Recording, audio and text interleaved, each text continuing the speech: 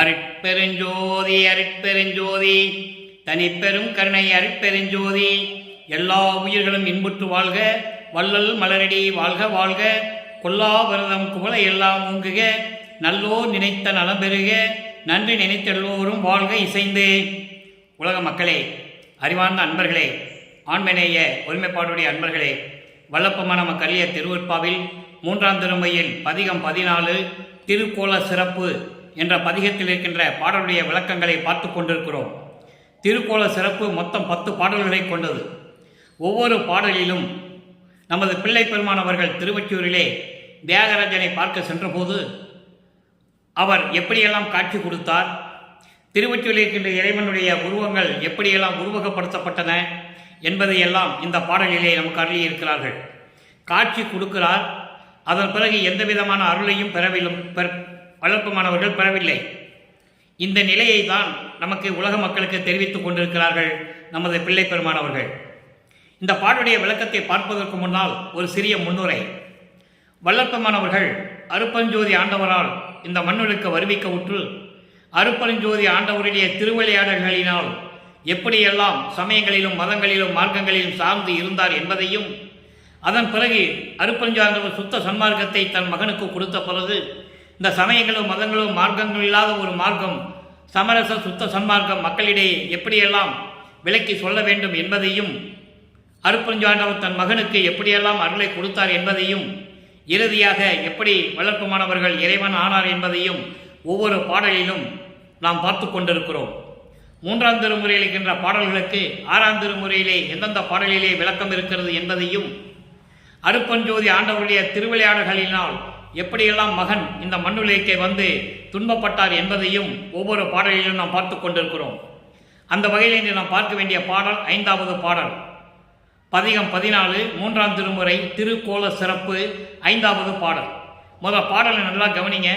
இந்த பாடலுடைய விளக்கத்தை பார்த்த பிறகு இந்த பாடலில் கூறப்பட்ட விளக்கங்களுக்கு சமரச சுத்த சன்மார்க்கத்தை தன் தந்தையிடமிருந்து பெற்ற பிறகு வல்லப்பெருமானவர்கள் இறைவன் யார் என்பதையும், 1ஆம் திருமுறையிலிருந்து 4ஆம் திருமுறை வரைக்கும் திருவொற்றியூரில் இருக்கின்ற இறைவன் தியாகராஜ பெருமான், திரைமுல்லை வாயிலில் இருக்கின்ற மாசிலாமணி, இப்படியெல்லாம் ஒவ்வொரு பெயரையும் அழைத்து கொண்டிருப்பார்கள். ஏனென்றால் அவர் எழுந்த காலகட்டங்கள் அந்த மாதிரி சமயங்களும் மதங்களும் மார்க்கங்களும் சார்ந்திருந்த காலகட்டங்களில் நமது பிள்ளை பெருமானவர்களும் அதையே பின்பற்றி கொண்டிருந்தார் என்பதை நாம் திருவற்பாவில் கண்ட உண்மை. அதன் பிறகு நிலைகள் மாறுகிறது. சமரச சுத்த சன்மார்க்கத்தை பெற்ற பிறகு அந்த சமரச சுத்த சன்மார்க்கத்துடைய நிலைகள் என்ன, அருப்பெருஞ்சோதி ஆண்டவருடைய நிலை என்ன, எப்படியெல்லாம் அருளை பெற்றுக் கொண்டார் என்பதை பார்த்து கொண்டிருக்கிறோம். இப்போ அந்த 5வது பாடல் 3ஆம் திருமுறை பதிகம் 14 திருக்கோல சிறப்பு 5வது பாடல். பாடலை நல்லா கவனிங்க. புன்னை இதழி பொலி சடையார் இறைவனை எப்படி உருவகப்படுத்துகிறார். அப்போ அவர்கள் இருந்த நிலை அதான். சமயங்களும் மதங்களும் மார்க்கங்களும் இந்த பிரபஞ்சம் தோன்றிய காலத்திலிருந்து சைவ சமய தலைவர்களை எப்படியெல்லாம் உருவகப்படுத்தி வழிபட்டார்கள் என்பதை ஒவ்வொரு பாடலிலும் பார்த்து கொண்டிருக்கிறோம். அதையும் பிள்ளை பெருமானவர்கள் நமக்கு உறுதி செய்கிறார். புன்னை இதழி பொலிசடையார் போக யோகம் புரிந்து உடையார் மண்ணும் விடையார் திருவொற்றி வாணர் பவனி வர கண்டே. இதற்கு முன்னால் பார்த்த பதியங்களிலே இறைவன், அதாவது தியாகராஜ பெருமான் பிள்ளை பெருமானவர் நமது பிள்ளை பெருமானவர்களை பார்த்து வல்லப்பமானவர்கள் தெருவிலே நின்று கொண்டிருக்கும் போது இவரை திரும்பி பார்ப்பாங்கள் ஓடுவதையும், நாரையையும் கிளிகளையும் தூதி அனுப்பி எந்த பலன்கள் இல்லை என்பதையும், அதன் பிறகு மனக்கவலையை ஒரு குறத்தி பெண்ணிடம் போய் குறிகட்டதையும் இந்த பதியங்களெல்லாம் நாம் பார்த்து விட்டோம். இப்போ இறைவனுடைய பவனியை வரும்போது அவர் காட்சி கொடுப்பதை பார்க்கிறார். இது மட்டும்தான் நடந்து கொண்டிருக்கிறது. வல்லப்பமானவர்கள் இந்த மண்டலத்துக்கு வருவிக்க உற்று 24 ஆண்டுகள் வரையிலும் இந்த நிலைதான் நீடித்துக் கொண்டிருக்கிறது. அந்த வகையிலே இந்த பாடலிலே பார்க்கும்போது பவனி வர கண்டேன் என்று சொல்லுகிறார். திருவொற்றி வாணர் பவனி வர கண்டேன். அது எப்படி இருந்தது அவருடைய அழகு. உண்ணும் உடலம் குளிர்ந்தோங்க உவகை பெருக உற்று நின்றது. உள்ளம் குளிர்ந்து உவகை ஓங்க பெருக உற்று நின்றது. என்னை விளங்கும் அவர் அழகை என்னவென்று உரைப்பேன். ஏந்தில்லையே பாடல் இது. இன்னொரு முறை படிக்கிறேன், நல்லா கவனிங்க. புன்னை இதழி பொலிசடையார் போக யோகம் புரிந்துடையார் மண்ணும் விடையார் திருவொற்றி வாணர் பவனி வர கண்டேன். உண்ணும் உடலம் குளிர்ந்தோங்க உவகை பெருக உற்று நின்றது. என்னை விளங்கும் அவர் அழகை என்னவென்று உரைப்பேன் ஏந்தில்லையே. இது பாடல். இந்த பாடலில் வருகின்ற பத உரையை பாருங்க, நல்லா கவனிங்க. புன்னை இதழி பொலிசடையார். புன்னை இதழி என்பது கொன்றை மலர்கள். கொன்றை மலர்களை மாலையாக சடையிலே சூடிக்கொண்ட இறைவன்.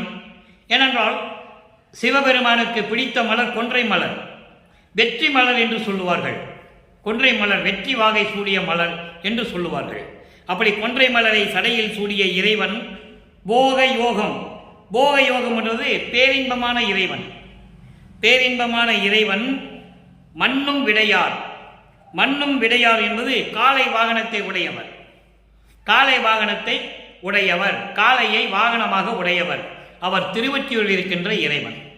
அப்படிப்பட்ட இறைவன் பவனி வர கண்டேன். பவனி வரும்போது நான் பார்த்தேன். உண்ணும் உடலம் குளிர்ந்தோங்க.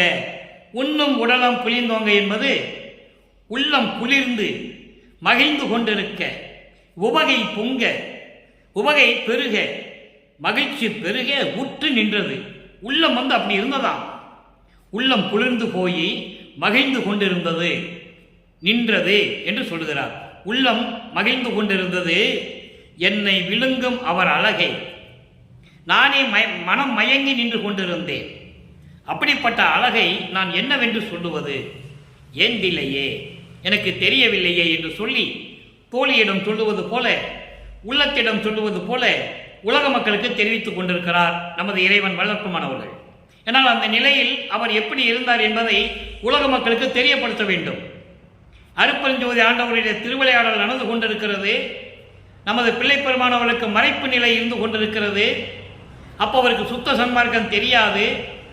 சமயங்களும் மதங்களும் மார்க்கங்களிலும் இருந்து கொண்டு எப்படியெல்லாம் இருந்து கொண்டிருந்தார் என்பதை உலக மக்களுக்கு தெரிவிக்கிறார். அதை தான் பேருபதேசத்திலே கூறுவார்கள் நமது பிள்ளை பெருமானவர்கள். சமயங்களிலும் மதங்களிலும் மார்க்கங்களிலும் எவ்வளவு நான் பற்று கொண்டிருந்தேன் என்பது எல்லாருக்கும் தெரியும் என்று சொல்லுவார். ஏனென்றால் அப்போ அவருக்கு சுத்த சன்மார்க்கம் தெரியாது. அருட்பெருஞ்சோதி ஆண்டவர் மறைப்பு நிலையை கொடுத்து கொண்டிருக்கிறார்.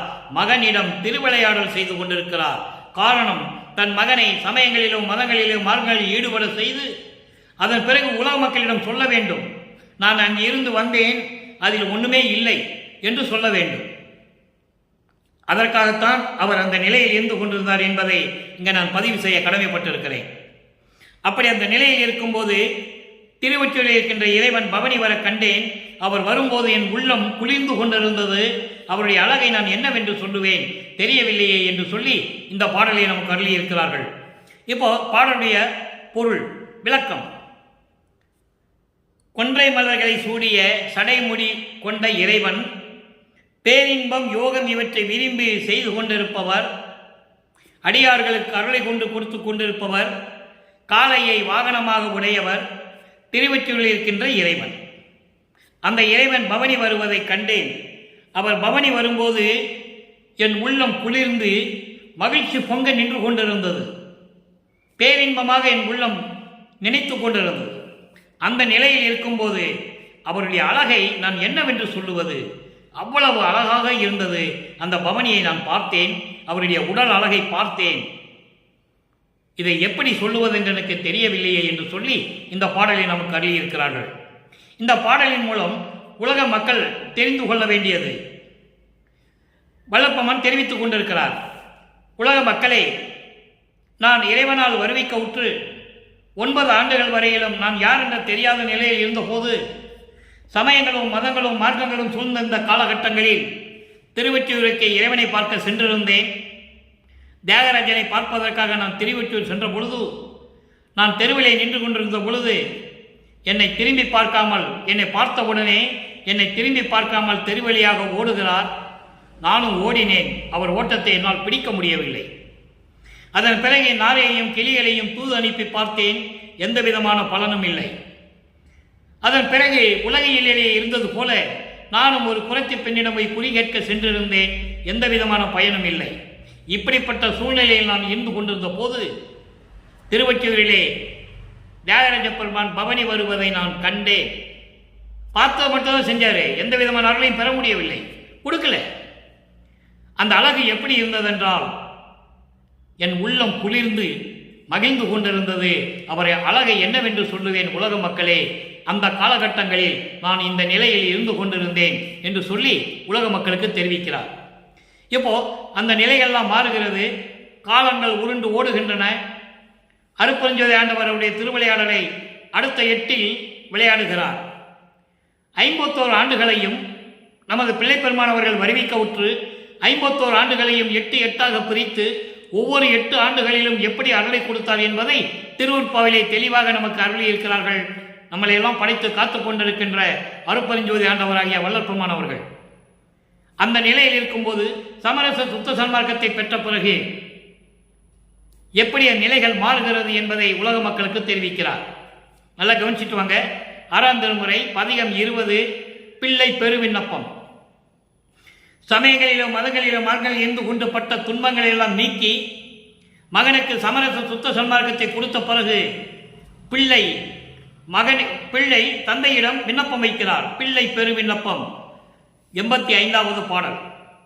இங்கே 5வது பாடலிலே 3ஆம் திருமுறையிலே எந்த விதமான பலனும் கிடைக்கவில்லை, எந்த விதமான அருளையும் பெற முடியவில்லை. காட்சி கொடுப்பதோடு சரி, அவ்வளவுதான். அதன் நிலை என்ன, எப்படி மாறுகிறது என்பதை பார்க்க போகிறோம். 85வது பாடல் பிள்ளை பெருவிண்ணப்பம். இறைவனுடைய நிலை என்ன?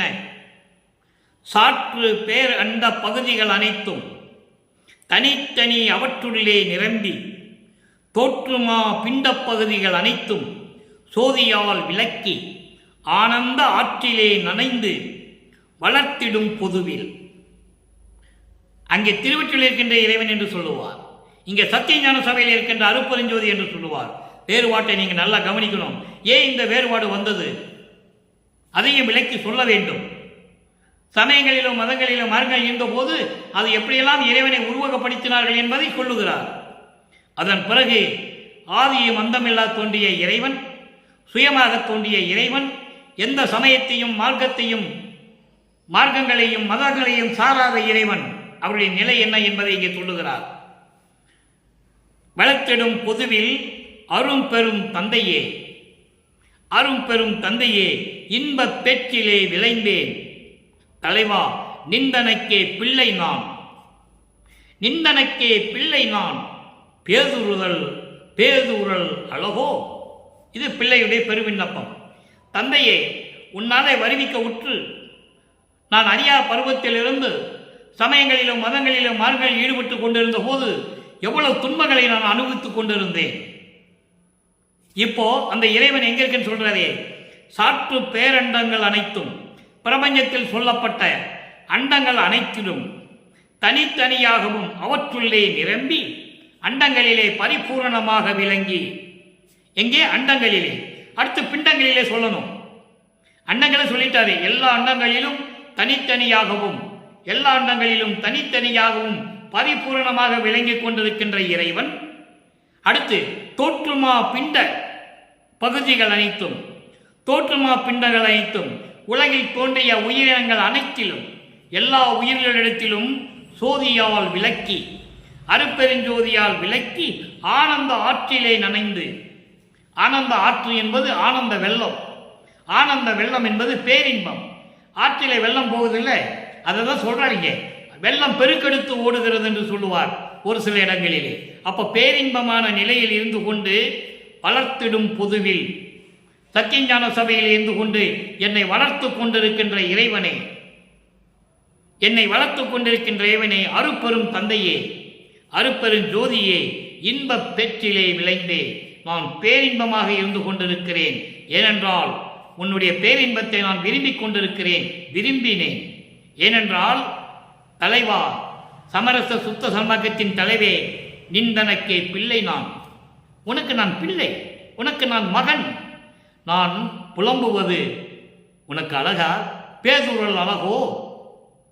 நான் புலம்புவது, துன்பப்படுவது, துயரப்படுவது, இதெல்லாம் உனக்கு அழகா?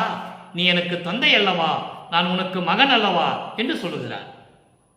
நாம் பார்த்த இந்த பாடலிலே 5வது பாடலிலே 3ஆம் திருமுறையிலே எந்த நிலையும் இல்லை. இப்ப இங்க என்ன சொல்றாரு அருட்பெருஞ்சோதி ஆண்டவர்? அங்க திருவொற்றியூரில் இருக்கின்ற இறைவன் என்று சொல்லுவார். இப்ப அருட்பெருஞ்சோதி ஆண்டவர் எங்க இருக்கிறார்னா, அனைத்து அண்ட பகுதிகளிலும் தனித்தனியாகவும் மொத்தமாகவும் பரிபூரணமாக ஒளி வீசிக்கொண்டு, அது அண்டங்கள். பிண்டங்கள் என்பது உயிரினங்கள். உலகில் தோன்றிய உயிரினங்கள் அனைத்திலையும் விளங்கிக் கொண்டு அருட்பெருஞ்சோதியால் விளக்கி ஆனந்த ஆற்றிலே நனைந்து வளர்த்திடும் பொதுவில் பேரின்பமாக இருக்கக்கூடிய அந்த சத்தியஞான சபையில் இருக்கின்ற அருட்பெருஞ்சோதியே, அருட்பெரும் தந்தையே, அருட்பெருஞ்சோதி ஆண்டவரே, எனது தந்தையே, இன்பப் பேற்றிலே விளைந்தேன், இன்பப் பேற்றிலே விளைந்தேன், பேரின்பத்தை நான் விரும்பினேன். ஏனென்றால் தலைவா, நிந்தனக்கு நான் பிள்ளை அல்லவா, நிந்தனக்கு பிள்ளை நான், பேசுறுதல் அழகோ, நான் புலம்புவது, கூச்சலிடுவது, துன்பப்படுவது, துயரப்படுவதெல்லாம் உனக்கு அழகா என்று சொல்லி விண்ணப்பம் வைக்கிறார். பிள்ளை பெரு விண்ணப்பம் தந்தையிடம் வைக்கிறார். அடுத்து பாருங்க, இப்ப விண்ணப்பம் சமயங்களிலும் மதங்களிலும் மார்க்கங்களிலும் விலகி உள்ள வந்தாச்சு, சுத்த சன்மார்க்கத்துக்குள்ள என்ட்ரி ஆயாச்சு. அங்க நுழைஞ்ச உடனே விண்ணப்பம் வச்சாச்சு. இப்ப அனுபோக நிலையம், அந்த பேர்மித்துடைய நிலை என்ன? 25வது பதிகம் 5வது பாடல், 3ஆம் திருமுறையில் இருக்கின்ற 5வது பாடலுக்கு இங்கே 5வது பாடலிலே விளக்கம். தனித்துணை எனும் என் தந்தையே, தனி துணை எனும் என் தந்தையே, எனக்கு ஒப்பற்ற நிலையில் துணையாக இருந்து கொண்டிருக்கின்ற எனது தந்தையே, அருட்பெருஞ்சோதியே, தாயே, என்னை ஈன்ற தாயே என்று சொல்லுவார். நீயே என் தந்தை அருளுடையாய், என்னை நேர்ந்து பெற்ற தாயே என்று சொல்லுவார். ஆன்ற சன்மார்க்கம் அணிவரை என்னைத்தான் இன்று இனிய அமுதளித்த இனிய நற்றாயை என்று சொல்லுவார். நீயே என் தந்தை, நீயே என் தாய், தலைவனே. தலைவனே என்பது சமரச சுத்த சன்மார்க்கத்தின் தலைவன். சுத்த சன்மார்க்கத்தை பெற்றுக் கொண்டிருக்கின்ற இறைவனே, அருட்பெருஞ்சோதியே, சிற்றவையினிலே இனித்த தெல்லமுதே, சிற்றவையிலே அருள் நடனம் செய்து கொண்டு அருளாட்சி செய்து கொண்டிருக்கின்ற எனது இறைவனே, என் உயிருக்கு உயிரே, என் இரு கண்ணினுள் மாமணியே, என் கண்ணினுள் இருக்கின்ற கருமணி போன்ற இறைவனே, அனித்தமே நீக்கி ஆண்ட என் குருவே. இதான் அற்புதமான ஒரு இடம். அனித்தமே நீக்கி என்னை ஆண்ட குருவே. அனித்தமே நீக்கி என்பது மரணத்தை நீக்கி, அழிவை நீக்கி, துன்பங்களையும் துயரங்களையும் மரணங்களையும் எல்லாவற்றையும் நீக்கி என்னை ஆண்டு கொண்ட என் குருவே. தந்தையை குரு என்று சொல்லுகிறார். அல்லப்பமானுக்கு யார் குரு? அவர்தான் குரு, அவர்தான் தந்தை, அவர்தான் தாய், எல்லாமே அவர்தான். அருட்பெருஞ்சோதி ஆண்டவர் அண்ணலே, அண்ணலே என்பது இறைவனை, இனி பிரிவு ஆற்றே, இனி உன்னை விட்டு நான் சிறிதளவோட பிரிய மாட்டேன் என்று சொல்லுவார். எம்மையினும் என்னை விட்டு இறையும் பிரியாது, அம்மையும் அப்பனுமாம் அருட்பெருஞ்சோதி. தெளிவாக அகவலிலே நீங்க படிக்கலாம்.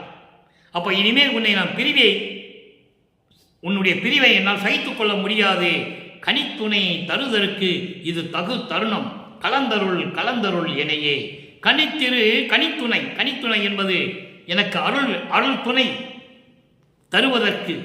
கனித்துணை என்பது அருள், அருள் துணை கொடுப்பதற்கு இதுதான் நல்ல நேரம். என்னை கலந்து அருள வேண்டும், என்னை கலந்து அருள வேண்டும் என்று சொல்லி இந்த பாடலை நமக்கு அருளியிருக்கிறார்கள்.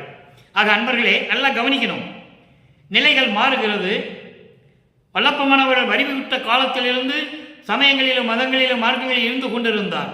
அதையும் உலக மக்களுக்கு உள்ளபடி சொல்லுகிறார். அதன் பிறகு இறைவன் மறுபடியும் வந்து திருவிளையாடல் செய்து ஆட்கொண்ட பிறகு இந்த நிலையை சொல்லுகிறார்.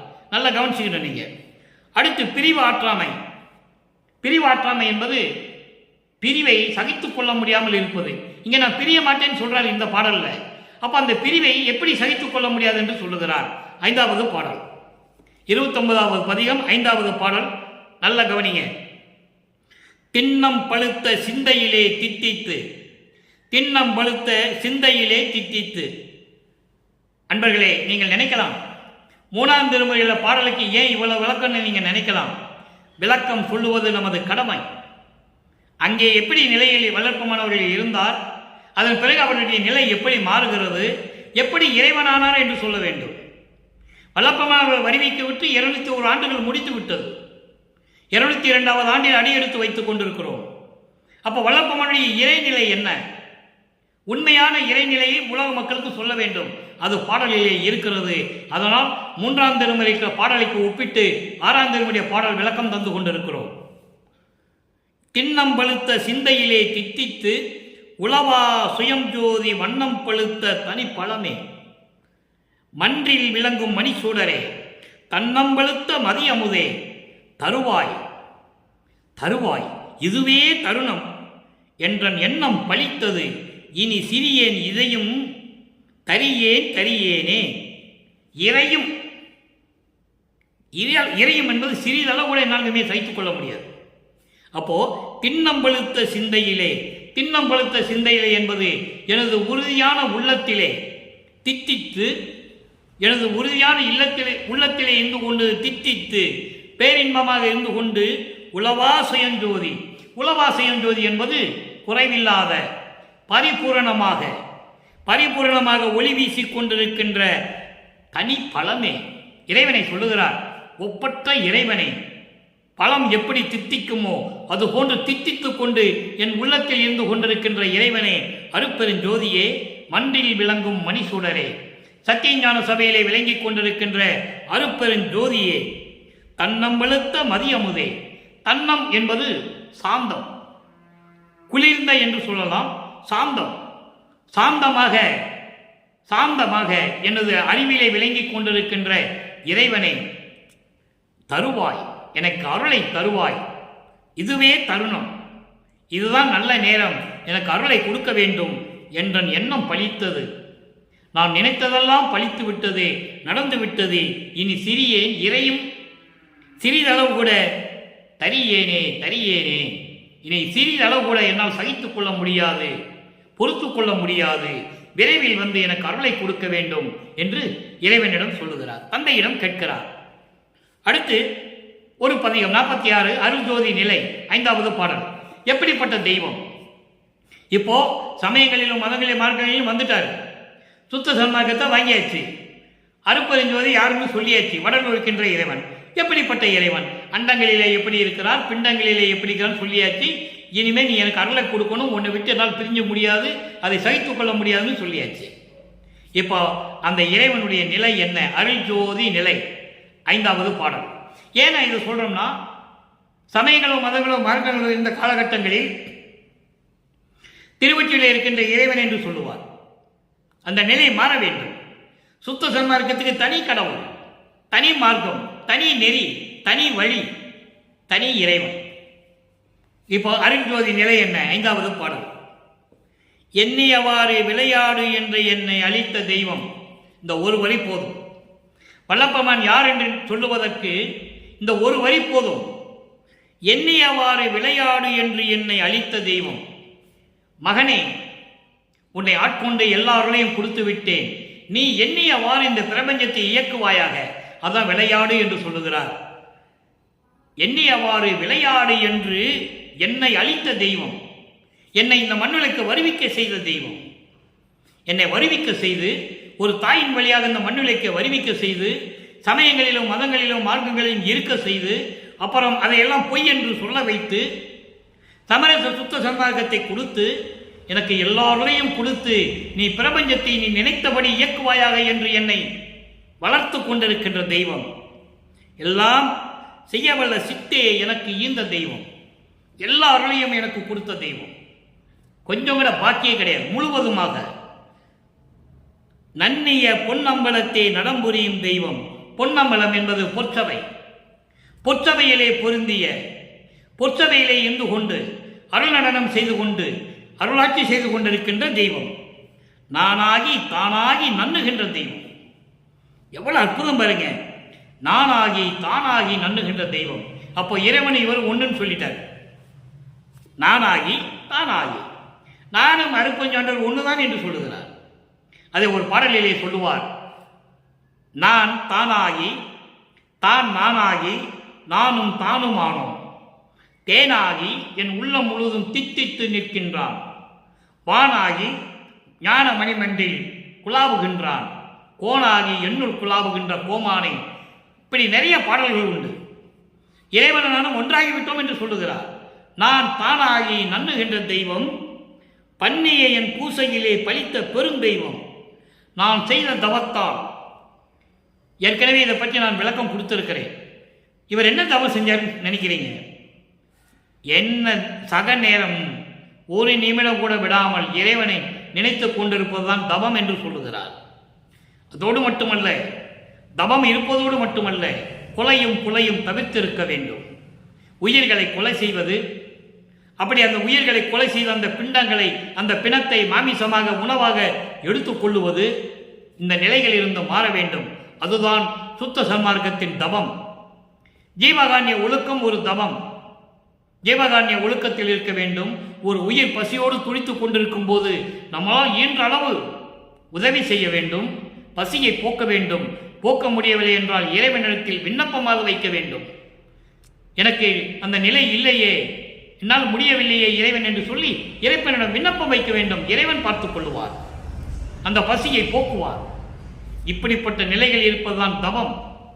அப்படிப்பட்ட தவத்தை நான் மேற்கொண்டிருந்த போது எனக்கு கிடைத்த தெய்வம், பாடுகின்ற மறைமுடிவில் ஆடுகின்ற தெய்வம். பாடுகின்ற மறைமுடிவில், மறை என்பது வேதங்கள், தன்னை வணங்குகின்ற வேதங்களுடைய விளக்கங்களின் மேல் விளக்கமாக விளங்கி கொண்டிருக்கின்ற தெய்வம். வேதங்கள் சொல்லுவது முடிவான விளக்கம் அல்ல, அதற்கு மேல் விளக்கம் இருக்கிறது. அப்படி விளக்கத்தின் மேல் நின்று கொண்டிருக்கின்ற தெய்வம் திண்ணியன் என்று என்னை உலகம் செப்ப வைத்த தெய்வம். திண்ணியன், திண்ணியன் என்பது உறுதி வாய்ந்தவன், இறைவனுடைய அருளை பெற்றவன், இறைவனுடைய மகன் என்ற நிலையை உலகம் சொல்லும் அளவிற்கு என்னை மேல் நிலையில் வைத்த தெய்வம். என்னை கடவுள் நிலையில், இறை நிலையில் வைத்து அழகு பார்த்த தெய்வம். சிற்றவையில் விளங்குகின்ற தெய்வமதே தெய்வம். சிற்றவையிலே விளங்குகின்ற தெய்வமதே தெய்வம் என்று சொல்லுகிறார். இதைத்தான் சொல்லுவார் ஒரு பாடலிலே. எப்படியெல்லாம் இறைநிலையை அடைந்தார் என்பதை தெளிவாக கூறுவார். தான் நான் என்னும் பேதம் தன்னை தவிர்த்தான், நான் தான் என்னும் பேதம் தன்னை தவிர்த்தான், நான் ஆனான். எவ்வளவு அற்புதம் பாருங்க. பேதம் என்பது வேறு வேறு அல்ல.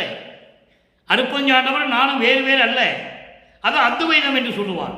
துவைதம் என்பது வெவ்வேறு, நீ நான் என்ற வேறுபட்ட நிலை, முரண்பட்ட நிலை. அத்துவைதம் என்பது நீ நானும் ஒன்றான நிலை, அது அத்துவைதம். அதான் சொல்றாரே, நான் தான் என்னும் பேதம் தவிர்த்தான், நான் ஆனான். அப்போ அவர் இறைநிலைக்கு வந்துட்ட, கடவுளாயிட்டாரு. அதன் மாதிரி நீங்கள் புரிந்து கொள்ள வேண்டும். அப்போ உலகமே புகழும் அளவிற்கு, ஏன் ஒரு பாடலிலே சொல்லுவார், வாலி என்று என்னை மாலையன் ஆதியோர் வந்து அருட்பேர் ஆளி என துதித்து ஏத்த புரிந்தாய். பிரம்மனும் திருமாலும் ருத்திரனும் மகேஸ்வரனும் சதாசிவன் இந்த 5 பதத்தலைவர்களும் முனிவர்களும் ரிஷிகளும் எல்லாருமே வந்து இவரை வந்து அருள் கடலே என்று சொல்லி வாழ்த்தி வணங்குகிறார்கள். அப்படிப்பட்ட நிலையில் என்னை வைத்து விட்டாய் என்று தந்தையிடம் சொல்லுகிறார். அதோடு மட்டுமல்ல, நீரூட அன்றே என்றும் எனக்கு சாதா வரமும் உகந்தளித்தாய். அவங்களுக்கு முன்னாலேயே வாலி மன்றோங்கும் அருப்பெருஞ்சோதி நின் மன்னர்களே என்று ஒரு பாடலிலே கூறியிருப்பார்கள் நமது இறைவன் வல்லப்பமானவர்கள். எல்லாருமே இவரை வந்து வணங்குகிறார்கள். அந்த நிலையில் இருந்து கொண்டிருக்கிறார். அதை தான் இங்க சொல்றாரு, திண்ணியன் என்று என்னை உலகம் செப்ப வைத்த தெய்வம். அவன் கொள்கையிலே உறுதியானவன், சுத்த சன்மார்க்கத்தை மேற்கொண்டவன், எல்லாரையும் பெற்றுக்கொண்டவன், அருப்பெருஞ்சோதி ஆண்டவரின் மகன் என்ற நிலையை உலகம் சொல்லும் அளவிற்கு என்னை மேல்நிலையில் ஏற்றிய தெய்வம் என்று சொல்லுவார். அடுத்து பாருங்க, 125வது பதிகம் ஆடிய பாதம் என்று ஒரு பதிகம், 5வது பாடல். எளிமையான பாடல், 4 வரி தான், சின்ன சின்ன பாடல் வரியே தான். ஆனால் அதில் எவ்வளவு உண்மை இருக்கிறத நீங்க பார்க்கணும். எச்சமயத்தும் இலங்கிய பாதம், எச்சமயத்தும் இலங்கிய பாதம். இப்போ எல்லா சமயங்களுக்கும் உரிய திருவடிகளை கொண்ட இறைவன் என்று சொல்லுகிறார். அப்போ சமயங்கள் உருவாகிவிட்டது என்பதை இங்கே தெளிவுபடுத்துகிறார். சமயங்கள் என்பது சைவ சமயம், வைணவ சமயம், கௌபார சமயம், காணாபத்திய சமயம், சௌரம் என்ற ஒரு சமயம், சாதகம் என்ற ஒரு சமயம். சைவ சமயத்தை சேர்ந்தவர்கள் சிவனை வழிபடுவார்கள்.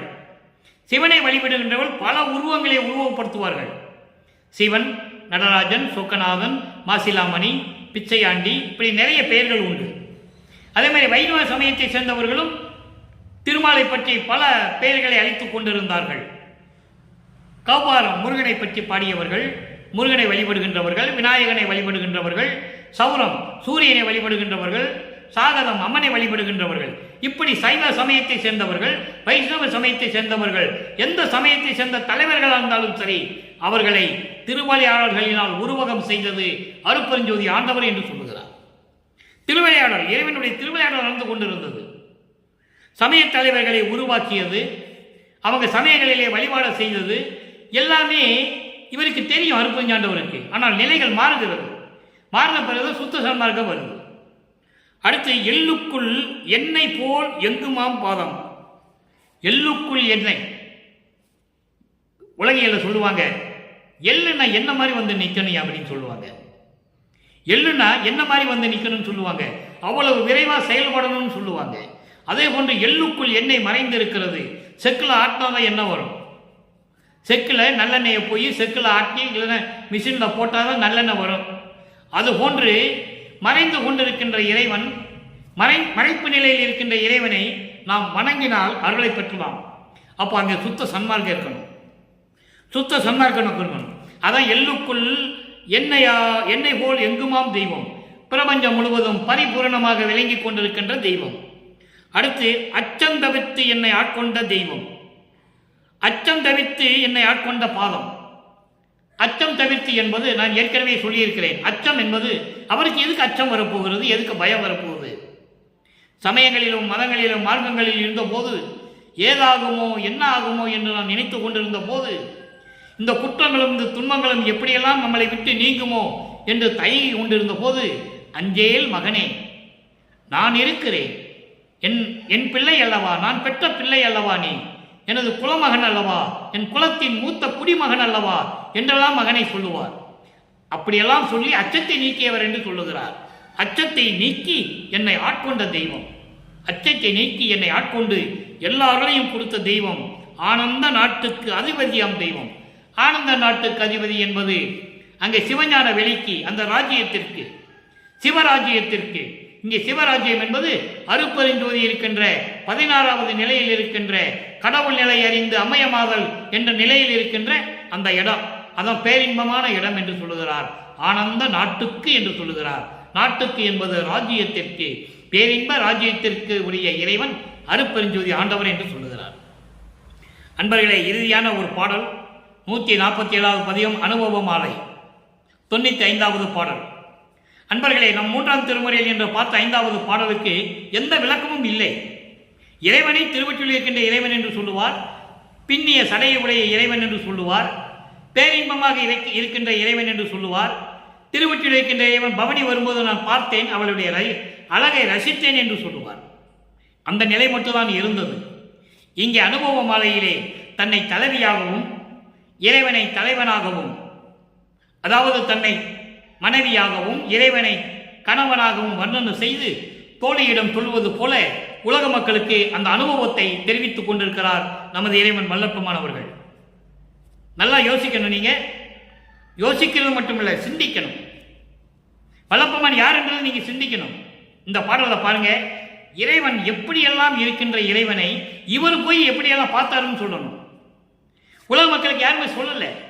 வல்லப்பெருமானை பொறுத்தவரை பேசும்போது எல்லாருமே என்ன சொன்னாங்கன்னா பொதுப்படையாக பேசினாங்க. மருதூரில் ராமையா பிள்ளைக்கும் சின்னையாமையாருக்கும் 5வது பிள்ளைய பிறந்தாரு. அதுக்கப்புறம் சின்ன காமலம் போனாங்க, சென்னைக்கு போனாங்க, கருங்குழிக்கு வந்தாங்க, அதெல்லாம் பேசினாங்க, இல்லைன்னு சொல்ல முடியாது. ஆனால் அவர் எந்த நிலையில் இருந்தார் என்பதை உலக மக்களுக்கு யார் சொன்னது? இறைநிலையில் இருக்கின்ற இறைவனுடைய நிலையை இவர் எப்படி பார்த்து, இவர் எப்படி இறைவனோட கலந்து எப்படி இறைவனானார் என்பதை இந்த பாடலிலே கூறுகிறார். தோழியிடம் சொல்லுவது போல, உள்ளத்திடம் சொல்லுவது போல உலக மக்களுக்கு தெரிவித்துக் கொண்டிருக்கிறார். நல்ல கவனிங்க, எப்படிப்பட்ட இறைவன். துருவு பரசாக்கிரத்தை கண்டுகொண்டேன். அதாவது இது சுத்த சன்மார்க்க வரிகள். ஆனால் விளக்கம் எளிமையாக சொல்லுகிறேன். இது இறைவன் கொடுத்த விளக்கம். துருவு பரசாக்கிரத்தை கண்டுகொண்டேன். துருவு என்பது தேடி கண்டுபிடிப்பது, தேடி கண்டுபிடிச்சு கிடைத்தது. நான் தேடி எனக்கு கிடைத்த இறைவனை கண்டேன். எங்க கண்டுகொண்டேன்? பரசாக்கிரத்தை கண்டுகொண்டேன். பரசாக்கிரம் என்பது, சாக்கிரம் என்பது விழிப்பு நிலை, சாக்கிரம் என்பது விழிப்பு நிலை. பரசாக்கிரம் என்பது சுத்த சிவநிலையில் இருக்கின்ற விழிப்பு நிலை.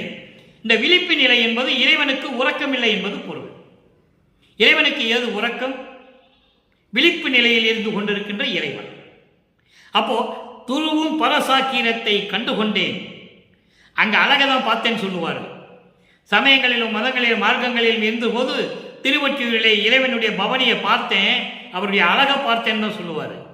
இங்க சுத்த சன்மார்க்க விளக்கம் சொல்றாரு, நான் தேடி தேடி கண்டுபிடித்த இறைவனுடைய பரசாக்கிரத்தை கண்டுகொண்டேன். பரசாக்கிரம் என்பது விழிப்பு நிலை. சுத்த சிவநிலையில் இருக்கின்ற, சுத்த சிவ துரிய நிலையில் இருக்கின்ற அந்த விழிப்பு நிலையில் இருக்கின்ற இறைவனை நான் கண்டுகொண்டேன். எப்படி சொல்றார் பாருங்க. அப்படிப்பட்ட இறைவனை நான் கண்டுகொண்டேன் என்று சொல்லுகிறார். அங்கேதான் சமயங்கள் மதங்கள் இருக்கும்போது இறைவனை பார்க்க முடியவில்லை. இவரை பார்த்து திருவழியா ஓடிக்கிட்டு தான் இருக்கிறார் இறைவன். யாரு? தியாகராஜ பெருமான். அது சைவ சமயத்தை சேர்ந்த இறைவன். அந்த நிலையை மாறும்போது இறைநிலையை இப்படி சொல்லுகிறார். நீங்க நல்லா கவனிச்சுக்கிட்டே வரணும். அப்புறம் பரம சொப்பனம் கண்டேன். பரம சொப்பனம் என்பது பேரின்பமான ஒரு கனவு. தோழியிடம் சொல்லுகிறார். தோழியிடம் தலைவி சொல்லிக் கொண்டிருக்கிறார்.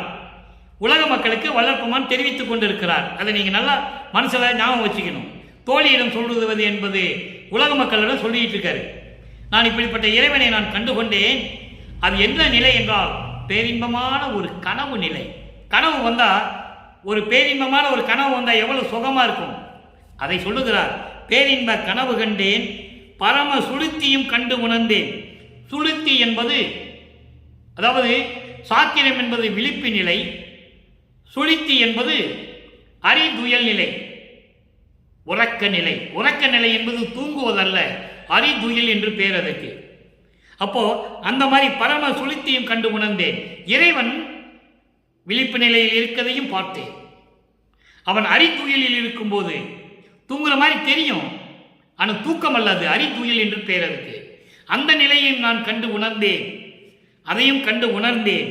குரு பரம சாக்கிரத்தை கண்டேன். குரு பரம சாக்கிரம் என்பது குருவுக்கே உரிய, அதாவது இங்கே இறைவன். குரு என்பது இறைவன். இறைவனுடைய நிலை எப்படி இருக்கும்? அந்த அறிதுயில் நிலை எப்படி இருக்கும்? அந்த விழிப்பு நிலை எப்படி இருக்கும்? அதை நான் பார்த்தேன், பார்த்து கொண்டேன். பின் பிரம்மம் குழம்பிய சொப்பனம் கண்டேன். பின் பிரம்மம் குழம்பிய சொப்பனம் கண்டேன். பிரம்மம் என்பது சுத்த சிவநிலை. சுத்த சிவநிலை என்பது 16வது நிலை, ஞானத்தில் ஞானம். சரியை கிரிய யோகம் முன்னாங்க 12 நிலை வந்து சமயங்களும் மதங்களும் மார்க்கங்களையும் சார்ந்த நிலை. அதை கடந்து வந்துட்டார். வந்த பிறகு 13வது நிலை ஞான சரியை, அப்புறம் ஞான கிரியை, ஞானத்தில் யோகம், ஞானத்தில் ஞானம். அது சுத்த சிவநிலை, சிவ அனுபவ நிலை என்று சொல்லுவார். சுத்த அனுபவ சிவவெளி என்று கூட சொல்லுவார் சில இடங்களிலே. அப்படிப்பட்ட நிலையில் அந்த பின் பிரம்மம் குழவிய பிரம்மம் சுத்த நிலையில் பொருந்திய, சுத்த நிலையில் பொருந்திய அந்த சொப்பனம் கண்டேன். அந்த பேரின்பமான கனவையும் கண்டேன். சிவ சுளுத்தி கண்டேன். அதான் ஏற்கனவே சுளுத்தி என்பது அறிதுயில். அந்த நிலையிலும் நான் பார்த்து விட்டேன். குரு துரியம் காண்கின்றேன். குரு துரியம் காண்கின்றேன் என்பது இங்கு துரியத்திலே நான் இறைவனை அதாவது சிரசின் நடு என்று சொல்லுவார். அதாவது குரு துரியம். சிரசின் நடுவிலே அருப்பெருஞ்சோதி ஆண்டவர் நடனம் ஆடுவதை நான் கண்டேன் என்று சொல்லுவார். பல பாடல்களிலே வல்லப்பெருமான் 6ஆம் திருமுறையிலே கூறியிருக்கிறார்கள். அப்படிப்பட்ட குரு துரியம் காண்கின்றேன். இறைவனை குரு துரியத்தில் பார்த்து கொண்டிருக்கிறேன். அடுத்து சொல்வார் பாருங்க, சமரச சன்மார்க்கம் கூடினேன். சமரச சன்மார்க்கம் கூடினேன். எப்போ அவருக்கு சமரச சன்மார்க்கம் கிடைக்குது? அந்த உண்மையை எப்போ சொல்றார் பாருங்க. எப்ப என்றால் 4வது எட்டிலே.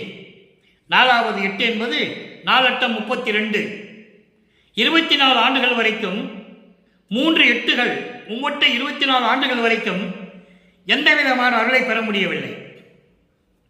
4வது எட்டிலே தான் எல்லாமே நடக்கிறது. தனக்கோடி அம்மையாருக்கு தாலி கட்டி தனக்கோடி அம்மையாருக்கு மோட்சத்தை கொடுத்தது, சாபத்தை நீக்கியது. அப்போ தாலி கட்டும் போது பிரம்மன் திருமால் வானவர்கள் எல்லாம் வந்து வாழ்த்தியது. அந்த நேரத்தில் அருப்பெருஞ்சோதி ஆண்டவரும் தன்னுடைய தாய் சிவகாமி வள்ளியும் வரவில்லையே என்று ஏங்கியது. அன்று இரவு அருப்பஞ்சாண்டவரும் சிவகாமி வள்ளியும் 2 குதிரை மாட்ட தேரிலே வந்து மகன்களை மணமக்களை வாழ்த்தியது எல்லாமே திருவற்பாவிலே தெல்ல தெளிவாக நமக்கு அருளி இருக்கிறார்கள். அப்போ அங்கதான் சுத்த சன்மார்க்கம் பெற முடிந்தது. சமயங்களையும் மார்க்கங்களையும் அந்த இல்லற அந்த பந்தங்களையும் பாசங்களையும் எல்லாம் அறுத்த பிறகு சுத்த சன்மார்க்கத்தை தன் மகனுக்கு கொடுக்கிறார். நல்லா நீங்க புரிஞ்சுக்கணும். அப்போ அந்த நிலையில் சமரச சன்மார்க்கம் கூடினேன். அப்பதான் சமரச சன்மார்க்கத்தை நான் பெற்றுக்கொண்டேன் என்று சொல்லுவார். பெரிய சிவ அனுபவத்தால் சுத்த சன்மார்க்கம் பெற்றேன், இரவாமை உற்றேன் கான் தோழி என்று ஒரு பாடலிலே சொல்லுவார். இதே அனுபவ மாலையிலே கூறுவார். கடைசியில் 2 வரி அது. அதை இங்க சொல்றாரே, சமரச சன்மார்க்கம் கூடினேன் பெற்றேன், பொதுவில் அருள் கூத்தாடும் கணவர் மறுவிட பெற்று இறைவனை கணவர் என்று சொல்லுகிறார். நல்லா கவனிக்கணும்.